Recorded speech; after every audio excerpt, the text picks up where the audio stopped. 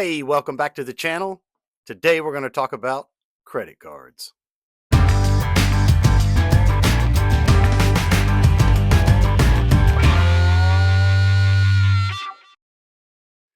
Now, what did you do with your credit card this past Christmas?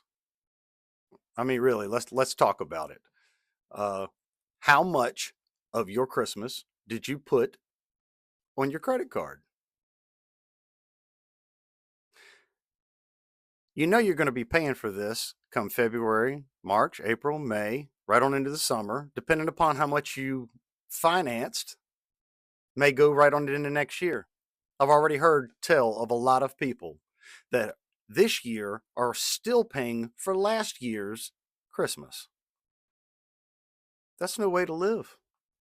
First, let's just set the stage for this credit card thing. This isn't some niche anymore. It's normal to have a credit card. 7 out of 10 people in the United States have at least one credit card. And 80% of adults in the United States have a credit card. And we're not talking play money here. Americans have $1.2 trillion. That's with a capital T. Trillion dollars. $1.2 trillion in credit card debt. Just credit card debt. This has nothing to do with mortgages. This has nothing to do with car loans. This is just credit card debt. And guess what the average credit card holder has as a balance on their statement by average in the United States? About $6,500. That's craziness. And here's the thing that really puts all this over the top is the interest rates. I mean, we're talking above 20%, 28% in some stupid cases. People are paying 28% interest on a credit card. I want you to think about that for a second. You go buy a $500 television and it instantly turns into a $1,000 television simply because of the interest. And then the bank says they're doing you a favor. Only about half of card holders leave a balance on their card every month. But I'll tell you what, those that are not paying it off in full every month, that is a diesel engine that just gets louder and louder and louder as time goes on. And then this whole thing about minimum payments.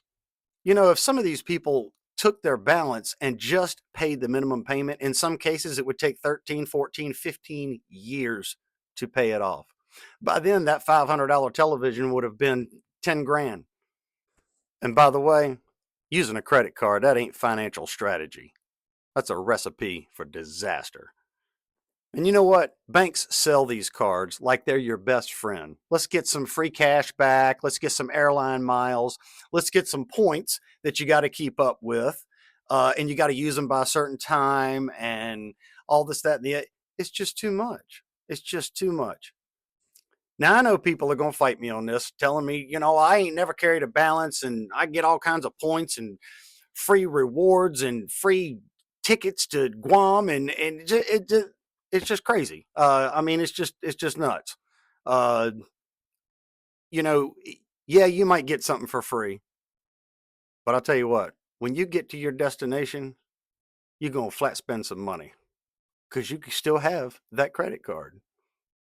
And one credit card, that just isn't enough. You can't have that. You got to have 2, 3, 4, 5, 6, 8, 10, 12 different credit cards. Why?